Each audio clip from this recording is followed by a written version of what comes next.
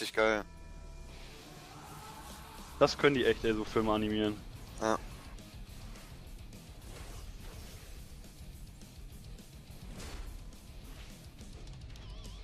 Kerrigan gegen Tyrell.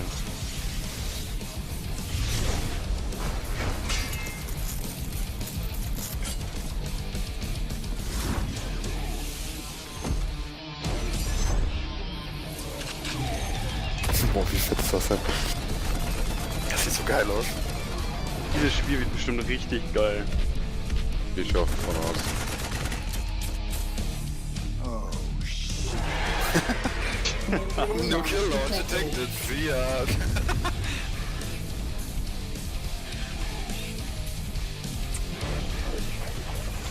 Nein, Alter, dann dieses... Boah, Junge. Da wäre ich schon wieder richtig geil, wenn ich sowas sehe. Dann dauert das wieder Monate, bis sowas rauskommt. What is up, guys? My name is Kevin Johnson. You might know me as Cloakin, and I'm here at Blizzard Entertainment for our first of what I hope will be many dev Q&As for Heroes of the Storm. We are going to take your questions, so I know you have them, and if you'd like to share them with us, please do submit them to Twitter using the hashtag HeroesQA, and we will pull them later in the show. But before we get to those questions, I would like to introduce two of our awesome welcome guests. To my left, the one and only Dustin Browder, game director for Heroes of the Storm. Thanks for being here, Dustin. Very cool. Awesome. To Dustin's left is Phil Gonzalez. Phil is a senior artist. Richtig geil. As well, Phil. No problem, man. You guys might recognize Phil from the BlizzCon panel. Vor allem im Hintergrund so ein Thrallhammer und so. Willst du mich echt verarschen, Alter? So, all right, guys. So BlizzCon, I'd like to talk a little bit about that. So last time we heard about the game, last time the community got to hear about the game, what was the team's response? I know that the community seemed pretty excited and interested in the game. I know for myself, I thought it was a really incredible success for the team and for the company as well. But I'd like to hear what you guys thought and what the guys in the trenches making the game thought. So yeah, what's the response? Wir gucken uns gerade Heroes of the Storm Question and Answer an. Sagt dir wahrscheinlich gar nichts. A lot of risks in both the design and in the art. In putting together that demo, and we play tested it for sure, but we didn't beta or anything. We hadn't gone really live with it before. We hadn't put it in front of sort of real players before. We just done it internally, and so ich mute mich mal im Test. Nervous about how it would be received, and we were just very hopeful that it got some attention and that people didn't completely hate it. That was sort of where we were at. Like, please just don't hate it, right? And so when we went out there and we did the announcement, and the audience got very excited for that cinematic that our cinematics team did, which I thought was incredible. That was an awesome moment. And then we started to see the line for the game grow over the 2-day show, and it started on Friday, and it kept getting bigger and bigger and bigger as we went through the weekend there. And I think on Saturday night it was around our booth, and it was around the DirecTV booth as well. And some people were reporting an hour 45, 2-hour waits just to play Heroes of the Storm. I mean, that's like Indiana Jones kind of along the way. That was just incredible that people would line up for that opportunity to play the game. And so that was absolutely amazing. We didn't expect that we could get that kind of response before we had a beta, before we'd had a chance to really get it out there. But the response was absolutely overwhelming from the BlizzCon community. And then we also took the build to G-Star. That's right. Later, I think it was soon after, and the response was similar. The surveys we did at BlizzCon, the surveys we did at G-Star had very similar results in terms of how much people really liked all the stuff that we were doing, and so it was absolutely incredible to get that kind of response. Yeah, and we've been, I think, cooking this thing for about 3 years, more or less, and it's kind of funny. People kind of forgot what we've been up to the whole time, and even internally within the company, they're like, wow, this game is here? Because we've been so wrapped up in Hearthstone. And even the internal devs are like, hey, when's a build coming out? Like, we want to play, and that is awesome. We had no idea people were just going to be so wrapped up by it. Yeah, that's got to be so encouraging for you guys and for your teams. I think just I can even tell just a palpable uplift in spirit of the team just feeling like, I think we're going to do it. I think we got something here. I think we can figure it out. So Dustin, you talked about being nervous, and I know that the team probably considered a lot of the decisions going into BlizzCon potentially risky, both in terms of the genre in general, as well as maybe what the company thought about some of these decisions. Can you talk a little bit more about that? Like, What was it you guys felt going into BlizzCon where was issues of concern, where you thought you were taking a risk, and in the response that came out of that? So a lot of the stuff we were doing was kind of new, both to us and to the genre as a whole. Like we're doing this thing with multiple maps, you know, where we've got all these different maps, each with its own sort of unique strategic requirements, each with its own objectives and goals. You know, maps like Cursed Hollow, where you're trying to get tributes for the evil Raven Lord, was sort of the first one we did. And then as we got closer and closer to the show, we started to feel like this is working. We need to do more of this. You know, we at one point we had Cursed Hollow with tributes on it, and we had Cursed Hollow without. And Cursed Hollow is much more like the traditional 3-lane map, right?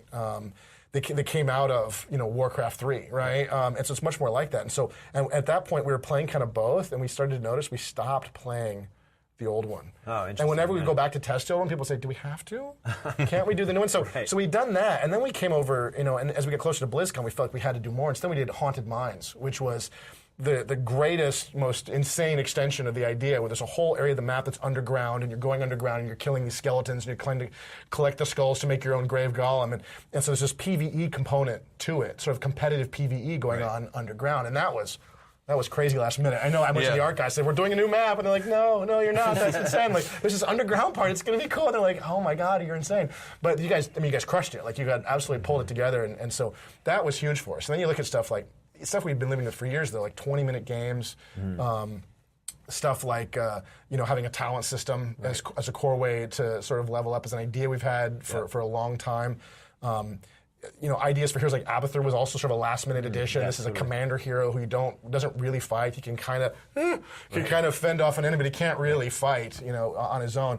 And so all of these things sort of came together really in the last couple of months and sort of gelled, with the team and gelled inside the game. And then to see that go out there and see the fans sort of, the players get really excited about it was really fun for us. That's awesome. How about you, Phil, on the art side? On the art side, the creative freedom, we talked about this at the BlizzCon panel, that was huge, and that was driving our team, I think, the whole time. And people expected us to do a Warcraft map, a StarCraft map, and a Diablo map, and we thought, we have some of our own ideas we really want to try, and we were absolutely trying those. I mean, the Mines is a prime example where we made that idea happen so fast, and we're literally shooting video the week of BlizzCon, but that map got us so wound up. We're like, we got to do this, and we did that to almost everything, the skins, the heroes. I mean, I think the craziest part is the BlizzCon build is just a small fraction of all this stuff we keep experimenting with and having a blast making. Yeah. And the skins alone, these things are insane, right? Like the stuff these guys are doing is absolutely nuts. I mean, we just, on the design side, we just sort of wait and watch and go, what are you doing next? And then they'll just, no, we're doing this. Like, that's great, dude, that's awesome, right? So they'll do stuff, like Medic Uther, which is absolutely, so cool. Is really pushing what you would expect from these characters. And these characters, a lot of them take themselves really pretty seriously. Like,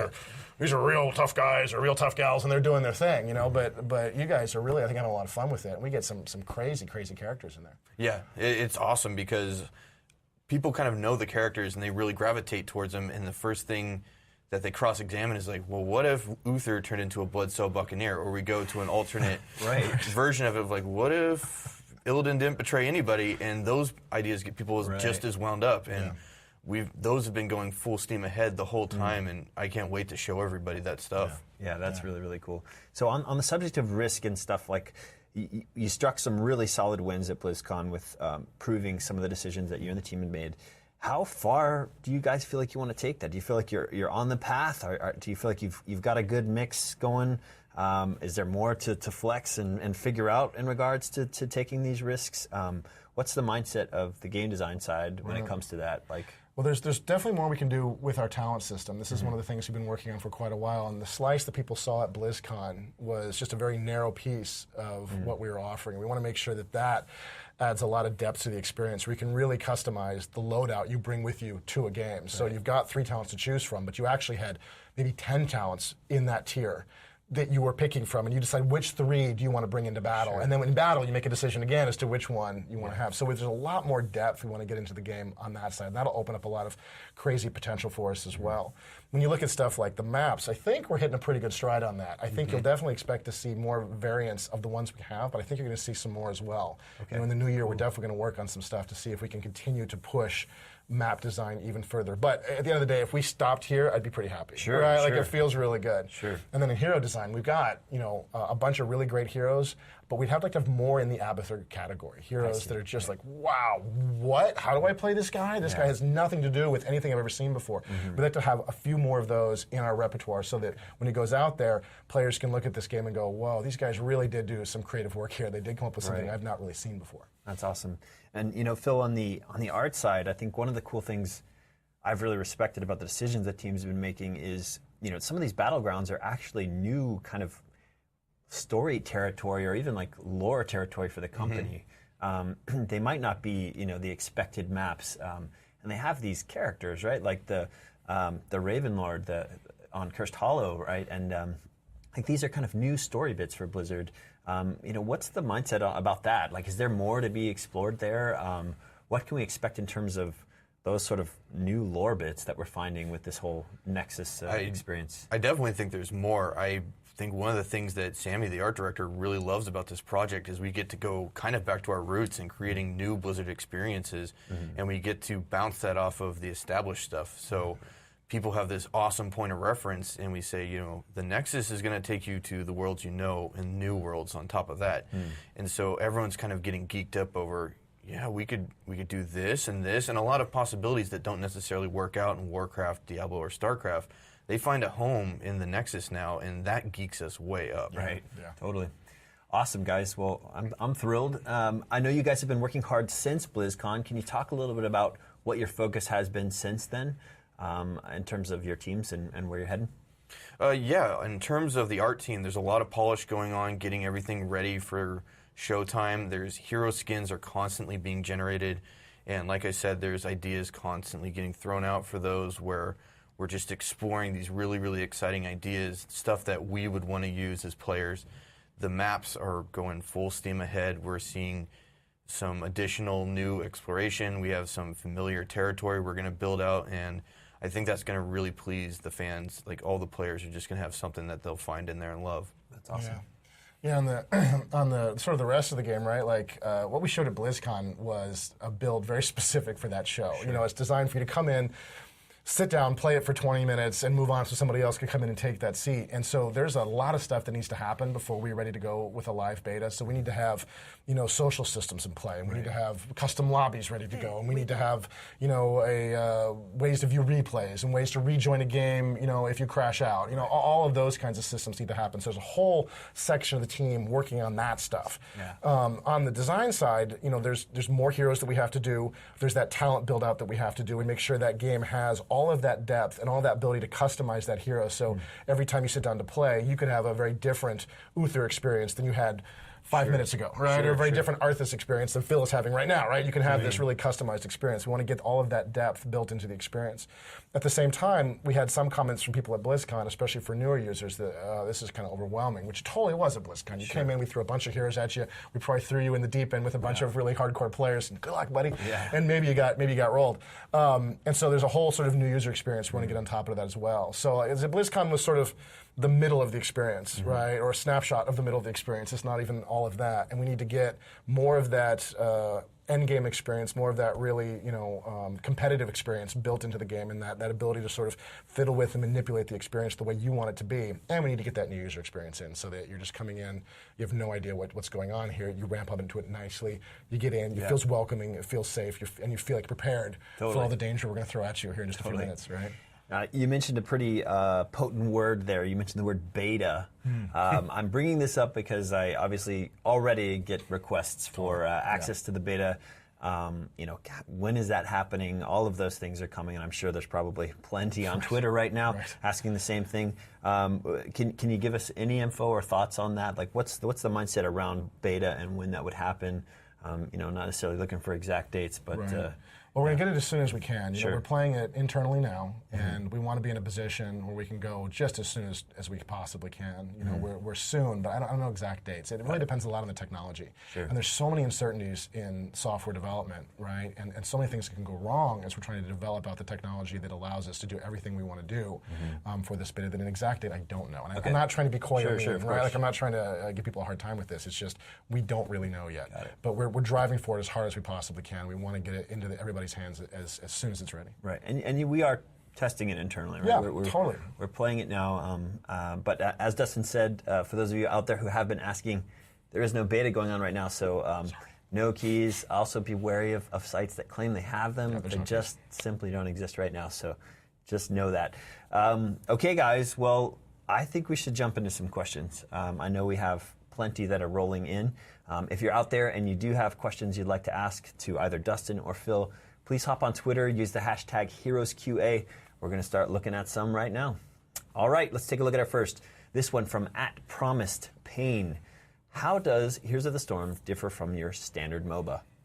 Talked a little bit about this, but can you bullet it down? What do you think? I can try. So I would say there's a couple of critical factors. I think the most powerful one from a gameplay perspective is the use of our maps and map designs to create new strategies for the players. So as you come to a map, you're going to change how you play, how you want to use the talents on your hero, maybe in some degree which hero you want to be playing and what composition your team wants to have if you're playing very competitively. So we want to have that as a component where players are sitting down to play, just like it is in StarCraft. When you sit down and play StarCraft, once you know StarCraft, if you're first playing StarCraft and you don't know, this isn't a factor for you. But when you're sitting down to play StarCraft and you see, what map you're on, what position the enemy's in, what race. Right. And those are all incredibly important factors in determining how you play the next 20 minutes of this game. We want to have a similar experience where you sit down, you look at your allies, you look at your enemies, you look at the map you're on, and you go, oh, I know what I need to do. That's going to change this talent, right? And it has that kind of impact on your play experience. And so we feel like that's a big, big part of what we're trying to create here, something that has a lot of variation in how the game is played. I think one of the other most important things for our game is all of the heroes from all of our games coming together in one spot. We've got heroes in many cases that have, 10, 20 years maybe of lore behind them. They've got movies, they've got games, they've got novels, they've got comic books, all of this stuff. So these are heroes that I think a lot of players are going to get really excited about. The heroes I get excited about playing. I get a chance to play Arthas. That's really fun for me, to be able to play with him in this environment, this kind of light environment. This is the Nexus, right? Yeah, and that's a huge benefit of having these characters. We get to apply the Blizzard aesthetic to characters. We haven't gotten to play Arthas since Warcraft 3, I think. Sure, yeah. And we always kind of look at these experiences in terms of, if I got to control Diablo for the very first time in a Blizzard experience, what is my expectation? Right. And that is something we constantly talk about on the design side of which abilities are the abilities we need to do, and we love jamming on that stuff because we're fans of our own games, and bringing that to life, that's a huge experience that we really enjoy. Yeah, that's awesome. I think the last bit, there's obviously tons of stuff, right, that's just across, we're trying to do everything we can to make every part of the game as good as we possibly can, and we're not afraid to challenge anything, right? Yeah. That it's sort of core that's been out there that was invented in Warcraft 3 or wherever else, right? But the last one I think for me that it seems really minor, but it is a big difference on how the game feels is a shorter game length. So we're running 20, sometimes 25-minute games, sometimes 15-minute games. And we feel like, having played so much StarCraft and Warcraft 3 over the years, that there's sort of a butter zone there for what feels good for an online competitive experience. Like, I've invested enough that I really care if I win, but I haven't invested so much of my day that if I lose, it's just the worst thing that's ever happened to me, right? So we feel like that's sort of the sweet spot. You get in 2 to 3 games over a lunch. It feels really good to us, and it feels really fast-paced. There's a lot of action, and it seems like a really sort of minor thing, but it has a huge impact on how the experience feels when you play. Yeah, sure. Awesome. Well, let's grab another question. This one from @PYPHeroes. There will be some environment elements in the maps that increase heroes' movement or abilities. Actually, it's a question. Will there be some environment elements in the maps that increase heroes' movement or abilities? Any thoughts on that? Well, we've got right now, I think the most obvious example, that's probably the Dragon Knight, right? Where this is a map called Dragonshire, where you have to capture 2 obelisks, an obelisk of the sun and an obelisk of the moon. And when you do, you open up the Dragon Shrine. And then somebody from your team, one of the, heroes that you've agreed to, you guys have chosen, or somebody who just happens to be there, can go up to the shrine and he can, channel on the statue and suddenly become the Dragon Knight, become this mighty warrior. And this character, moves quickly. He can kick enemy heroes about 3 screens away, like just give them the boot and boo, off they go. And he has all these powers that he can use. And you only got a limited duration that you can use this character for. but once you got it, right, the whole map turns red, and you guys have got like cinders falling from the sky. It looks awesome, cool, right? yeah. Like, oh, the Dragon Knight is here, right? And so at that moment, suddenly the team without the Dragon Knight is like, oh, okay, here we go.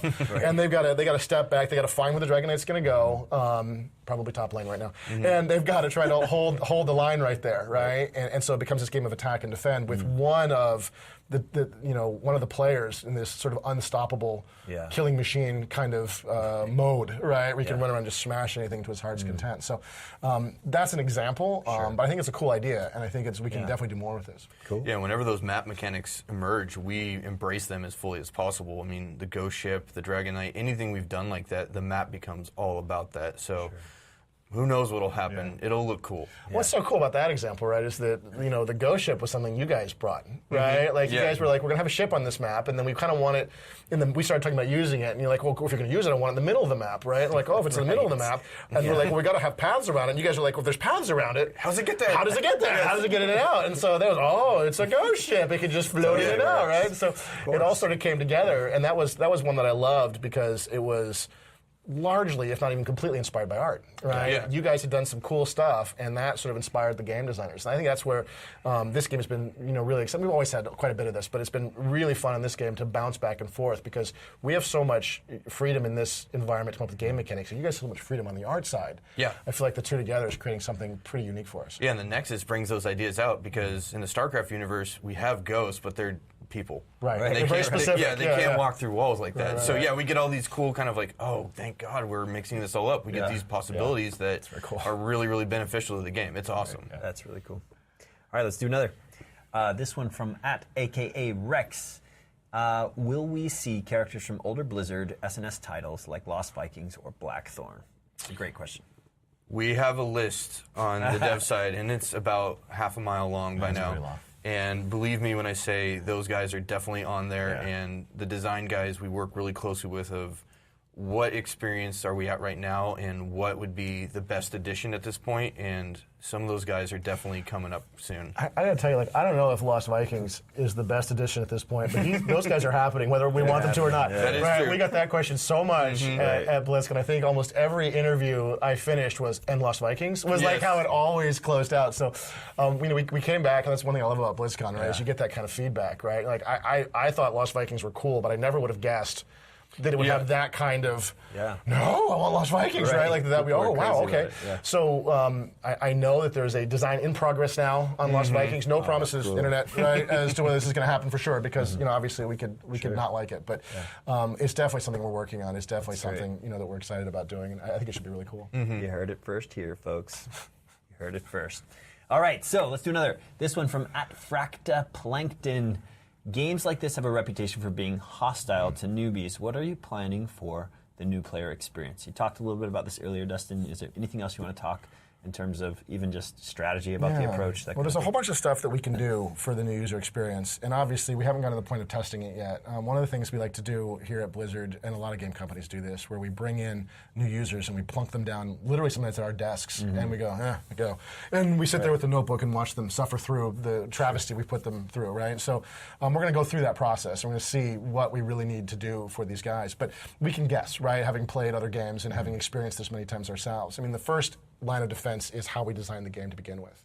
So we've designed the game to be a little shorter. Yeah. So you're not quite as angry if you're stuck. And if you are losing, you're not losing for as long, right? So, and we've designed it with a team experience point pool so that you're not suddenly way behind the enemies or even your own allies and you're not able to even play anymore, right? And that's not what we want.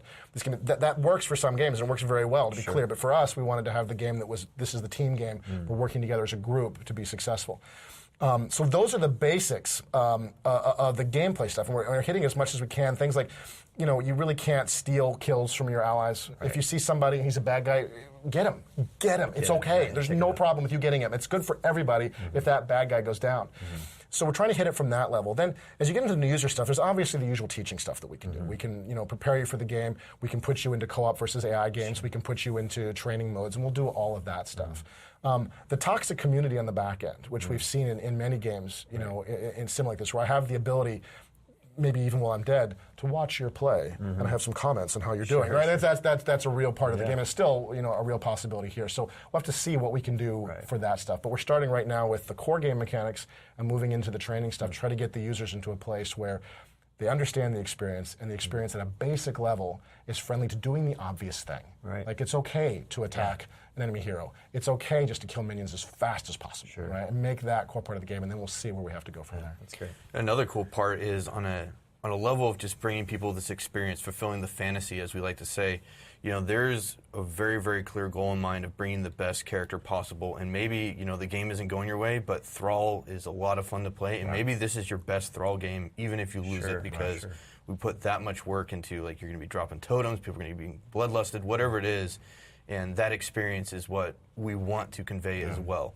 Some of my best games have been games that I've lost, honestly. Yeah, where I've had you're just really on streaks incredible and stuff. games, or just games where the game is so tight, back and forth, right up to the end. I almost don't even care anymore whether you win or lose, because it was such a positive experience. I had one of those last night that was just like that. That's awesome. That's great. All right, let's get another. This is at DJ Toke. All right, DJ, can we expect emotes such as /taunt or /dance? Yes, we have been doing lots of dance animations. They're pretty. Yeah. I think Arthas's Waltz is one of my favorites. Oh, right? yeah. He's very formal, Arthas. Of course. That's great. Good news. Okay, let's dive right in again. At NecroSSX32, what do you think about the people saying your game is, quote, casual? Will this game have a competitive scene? Well, it's kind of, I guess, what do you mean by competitive scene? Will it be, a hardcore e-sport? I have no idea. Right. That's up to the players, and that's always been up to the players for Blizzard games, whether or not we have an e-sport or not. We didn't sort of go out there and demand e-sport for Brood War. That just happened because the players saw something in there that worked for them. So we're going to try to create something that has all of those tools, that's got replays and observers and all of those things they need should they want to take it that way. But it's really up to the players. In terms of how competitive it is, it's pretty competitive, right? Like we yell quite a bit in the bullpen while we play. The list of emails I have in my inbox right now on balance is pretty significant, right? So players are pretty passionate about whether the game is balanced. And we're not even in beta yet, and they're already like, no, this isn't okay, right? So I'm feeling a lot of passion off of people in terms of how competitive they're being in the game. And I would use, I think, Hearthstone as an example, where if you look at a game like Hearthstone, when I first played it, my first thoughts were, well, it's pretty easy, but it doesn't seem very competitive to me, right? And then the more and more I played it, the more and more invested I got, the more I saw the hidden strategies, the more I saw the potential. Right. And so I think you're going to see the same thing with Heroes. I think you see players look at it from the outside and they go, well, I don't know. It doesn't seem as complicated. That much means it's not as competitive. Right. And we don't find that complexity and competition are tied. Right. You can be simpler and just as even more competitive sometimes, right? And chess would be an example, right? Yeah, so we want to hit that level, so it's possible, so that players will certainly be passionate about winning or losing games. But esports is really up to the players. Yeah. And the time limit's huge. I am super stoked on that. Just 20 minutes being the ballpark, because I can go into it with a casual mindset. I could go into it with the fact of, I just want to have fun. I don't want to have a workout. I don't want to come out of this exhausted and sweaty. And I really dig that I can play a game like that where I can kind of commit to it on certain levels and get an experience I really enjoy out of it. Yeah. But if you want to come out sweaty, you can. Right? You can get wound up. Yeah, we've seen that. We've seen that with the guys in the bullpen where they're just going at each other. We've had those designer versus artist battles where I've shoutcasted them like on a Friday night. Yeah. And those are mega competitive. You should see because the designers are choosing their heroes like so carefully. And they're like, what does Joe D'Angelos usually play? I think he's going to play Tassadar again, right? Yeah. They'll very carefully, okay, well, I'm going to do this. I'm going to go this lane against them. And they'll very carefully build out their comp and build out what they're going to do. And Joe's on Skype yelling at other artists, breaking them down to their base component, telling them they're not good enough. It's real. It happens. It's there. Yeah, it's just there. to speak more to that too. Like I sit a good ways away from the design team in the building that we sit in, and man, when it's playtime, when it's playtest time, you know when it's happening. Yeah. They've gotten remarkably vocal, and that's always fun. It's cool. All right, let's grab another. This is from @ISZOIA. Will there be a spectator client when the beta goes live for those wanting to host events?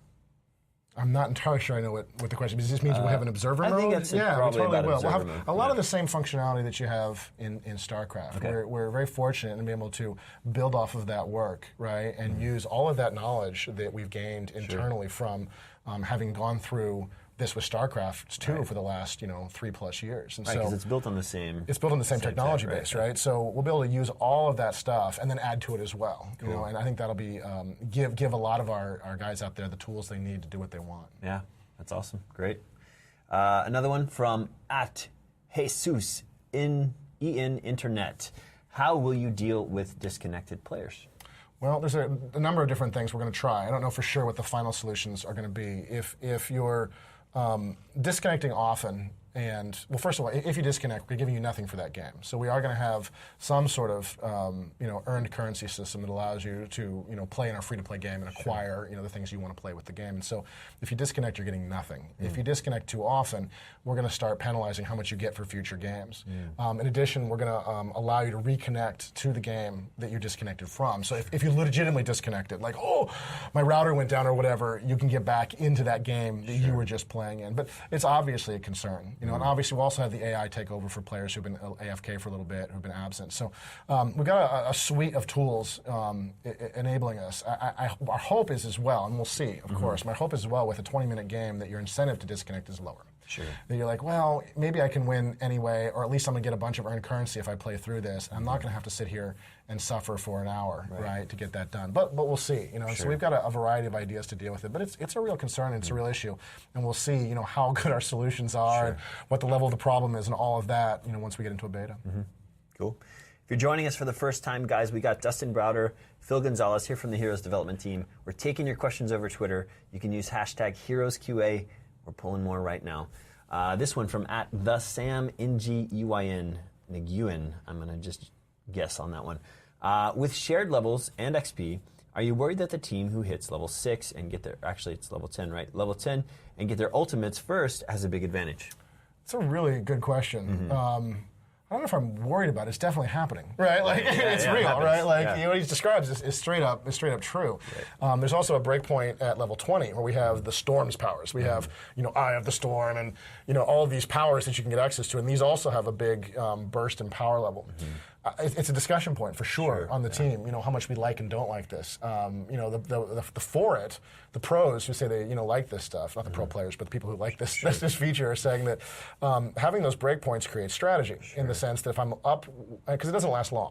Like if I'm up level 10 and you're level 9, you got about 30 seconds, maybe less, to do something with that, right? And you need to make it happen right now. And so you'll see teams like, Can we do something with this? Right. Can we coordinate some kind of attack? Like, should we go for a mercenary camp? Can we push a town? What do we do? And the other team will be saying, like, careful.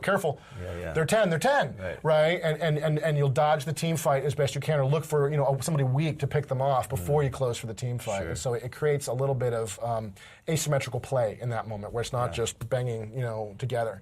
The obvious downside is that maybe if you're too far separated, if I'm level 7 and you're level 10. I got a long way to go to get to that point. And then level 20 is the same kind of moment, right? Where you'll suddenly see. It's happened to me the other day. I was playing and we hit 20. We had grabbed a tribute and we had a grave golem, and this was game. Like it's like, you guys are in so much trouble right now. Here we come. We're coming for the core, right? And we're going and we're just charging that palace as hard as we can.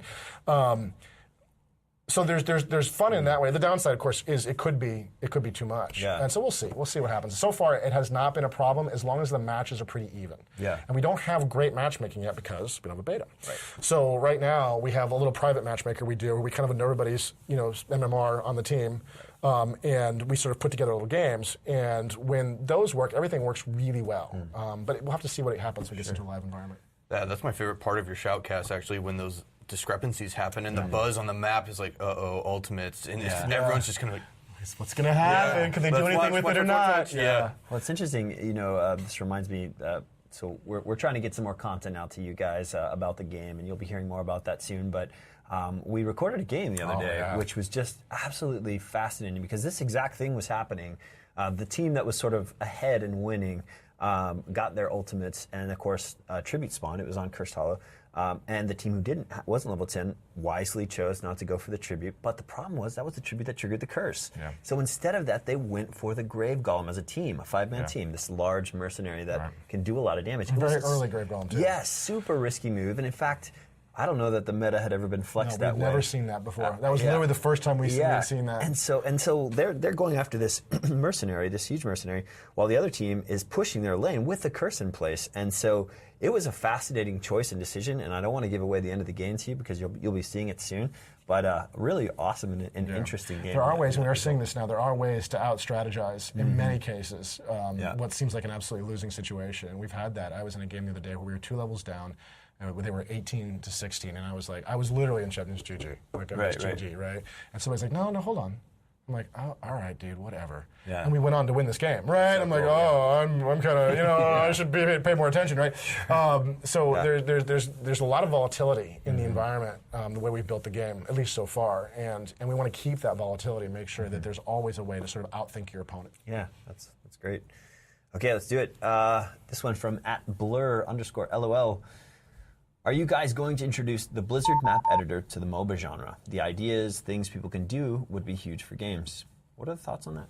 I think that would be huge. Would be. I agree. I think it's a great suggestion. We've had this at BlizzCon as well, and I know we're pretty big fans of it at Blizzard. I don't know exactly when. There's a few minor logistical issues to work out exactly when we want to do this in a free-to-play environment. How do we control how much space everybody has and all of that? But yeah, right. Like on Team One and Blizzard, we are super passionate about the mod makers and map makers getting access to the tools that we use. We've been doing it for years in all of our real-time strategy games, and it's been a huge win for us and for our community. Sure. So I think we definitely want to keep this going forward. I don't know how. I don't know exactly when. Will it come in the beta? Will it come, at the launch? Will it come post-launch? When will it arrive? But it's something we're really excited about. Yeah, that's the coolest part about the tools is we can take ideas like the Haunted Mines we mentioned being so last minute, but this editor is strong enough to flex and make that happen, and those tools are great. And the more people can experience that and make their own experiences, awesome, because we like doing that. Right. Totally. Yeah, it's great.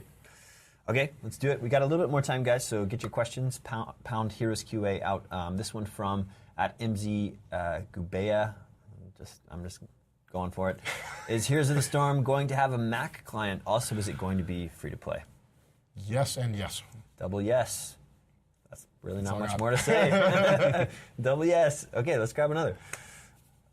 This one from Alexander. Actually, it's the actual thing is @UMNUSMAN. Alexander Umnus.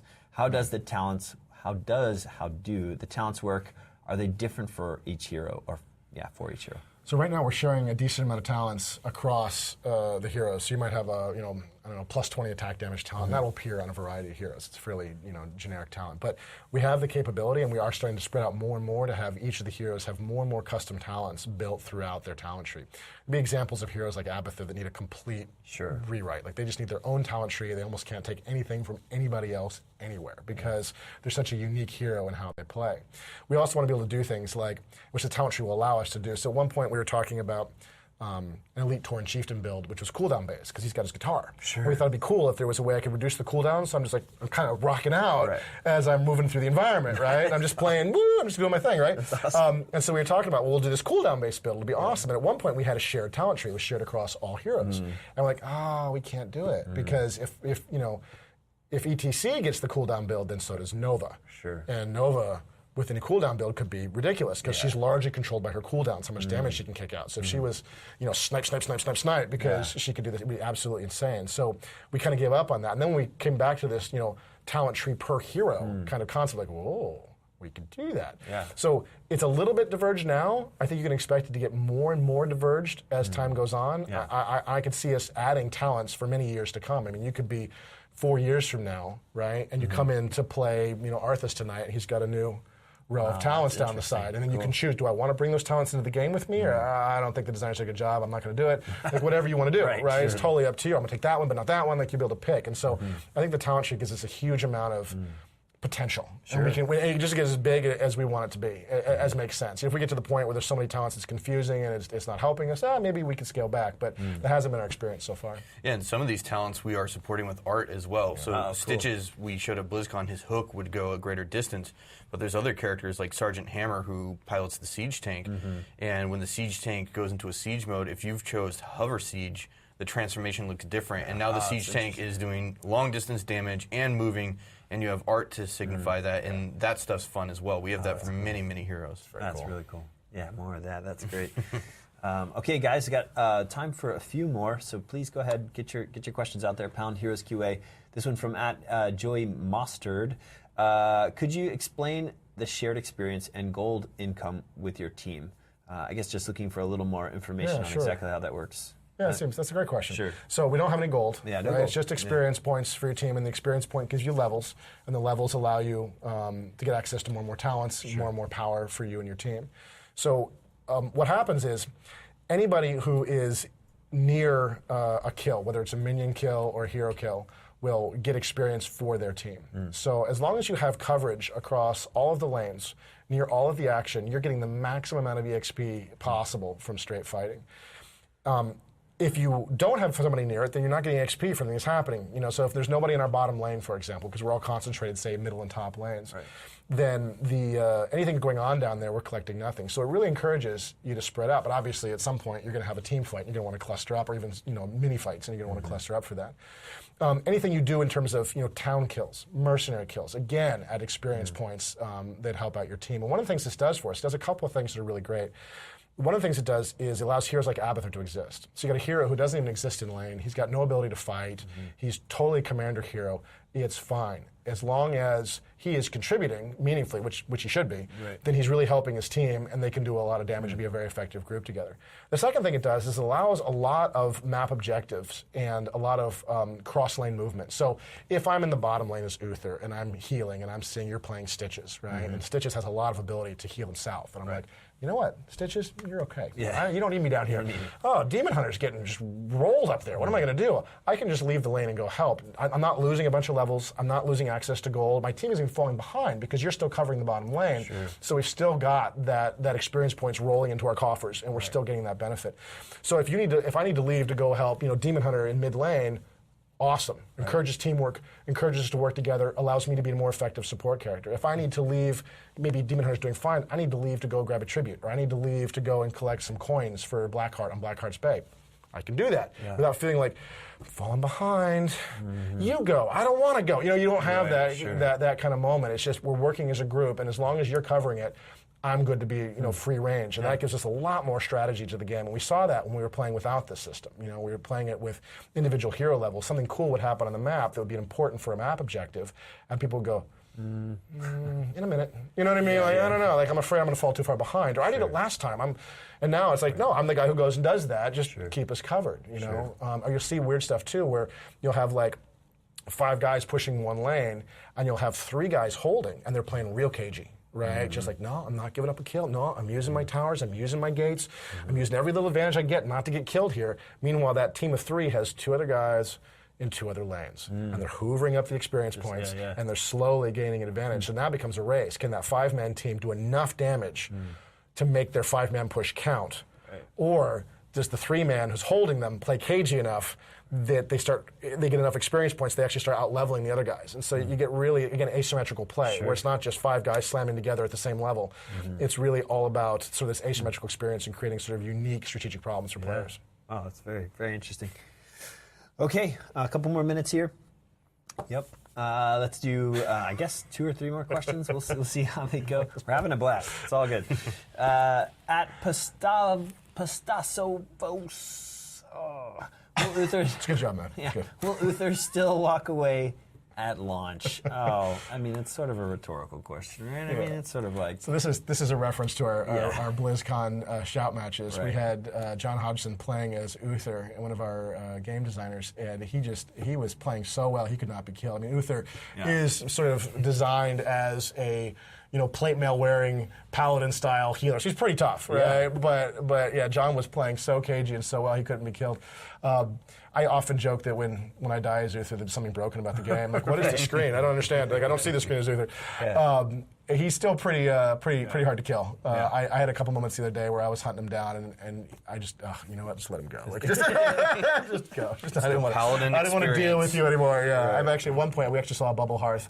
This was probably 6 months ago now. It's classic sort of WoW, right? Where we're just 5 of us, and Uther just pops his bubble, and he starts, I'm going to pour it home. We're like, no, this is not happening again. Goodbye. Okay, guys, a couple more here. This one from @TaffingAbout. Are you guys taking steps to make Heroes as exciting to watch as it is to play? Spectator question. Our biggest focus, I think, right now is making it great to play. You know, I think that's what we want to hit absolutely first, and I think that's going to be a big, big focus of this game. It's a little bit different from StarCraft in the StarCraft sense. The StarCraft was really about all watching. That was really the only. We did everything for that. We put a stranglehold on the art guys about what you guys could and couldn't do, right? So I think in this one, we're going to start, we may get there, but we're starting really with more of a focus on making it a great play experience. Make it something you just really want to sit down tonight and play. And then we'll sort of work backwards more into the watching experience, which so far has been pretty successful for us. But I think we got a lot of room to grow there. You know, when we saw the stuff that was happening at BlizzCon, like, this is cool. I have some comments. You know, that was sort of where we were at, right? Like, I can't really, I don't see what's happening there right now. You know, these are guys who know the game, you know, who would have comments. So I think there's more room for us to grow. And in the same sense of StarCraft, one of the places we played a lot, though, was adding the physics objects, like the physics deaths and stuff, and we're putting physics on a lot more of just, you know, environmental doodads on the map that kind of just get blown up because someone did an ability that knocked over all these barrels. And that stuff is a ton of fun on the observation level, because when you're playing, you're like, oh, cool. And you don't get to appreciate it, whereas as a viewer, you're like, okay, that was awesome. Nova just flopped into a minecart. Oh, oh, yeah. When you kill somebody, you see the body just go scattering. It is the most satisfying thing you've ever done. When you see Diablo just, just completely flap. We're like, oh, yeah. Good night, Prince. Exactly. Okay, guys, this is going to be our final question from @DaddyChris. Let's say I pick a Diablo champion. Will I be able to wear the StarCraft suit? I think this is a question about skins. Yeah, I mean, I guess... What's the expectation when it comes to the character you're choosing and what they can look like? The universes crossing over is a ton of fun, and we showed Medivh Guthur at BlizzCon. We've taken the Barbarian from Diablo and put them in a WoW Warrior armor set, and stuff like that where you kind of look and you're like, that's great, because the Barbarian is very similar to a Warrior, and we don't have to always have a WoW character in Warrior armor. We can say, yeah, maybe this Demon Hunter from Diablo is wearing a Hunter outfit from WoW, or they're wearing, you know, Nova has an Amazon skin, and that stuff is really, really cool. Super fun. Because the ability kits are very solid, and that crossover always just makes you feel like, yeah, this is the Nexus, this is that experience. Yeah, Infernal Stitch is my favorite skin right now. Oh, totally. When I went to get Stitches the other day, I'm like, I can play Psycho Stitches, which is supposed to be the one I'm supposed to like the most. We've all agreed, right? And everybody said that at BlizzCon too, and I saw Infernal Stitch, like, no, this is happening. Right? I got to do Demonic Stitches. And it's been really cool to see those skins. Yeah, great, guys. Thank you for your questions, everyone out there. Any final thoughts or words, anything you feel like you haven't had a chance to say that you just needs to get said? I'm having a ton of fun making this game. I mean, I've been a fan of Blizzard games my whole life, and bringing the characters to life with the designers has been a really, really rewarding experience. Every time we sit down and jam out a new one, it's like, okay, let's talk about this hero. Let's talk about Thrall. And everyone kind of says, like, yeah, you remember when he did this one thing? And that's a really, really fun job to have, and it's a fun thing to bring to people and say, here's Thrall, what do you think? And we're geeked, they get geeked. It's cool. It's cool. I just like to say thanks to everybody at BlizzCon. You know, these guys came out again. They gave us a lot of great feedback. They let us watch them play the game and see how they reacted to us. You know, every BlizzCon that we've brought this game to has improved this game substantially. And it happened again. You know, we went to BlizzCon, we got a ton of great feedback about how to make the game better, and it's been a huge benefit to us on development. Not only has it geeked us up and encouraged us to keep going with some of the more risky decisions we've been making, but we also got a lot of really good ideas how we can make the game better. That's awesome. All right, guys, thanks again for being here with us. I hope you have a fantastic holiday. I hope you have great plans in place. We're going to do a lot more of this, at least that's our hope, to do a lot more of this kind of content, as well as getting you an opportunity to see the game more as we move towards that ever desirable beta stage. So hang with us. We hope we will keep it an interesting and exciting ride for you. Follow us on our website, heroesofthestorm.com. You can also catch us on Twitter, Facebook, and YouTube at /BlizzHeroes. That's sort of the all-for-one URL that you can find us on in the social space. I think that's about it. We'll check you next time. Be well. Bye.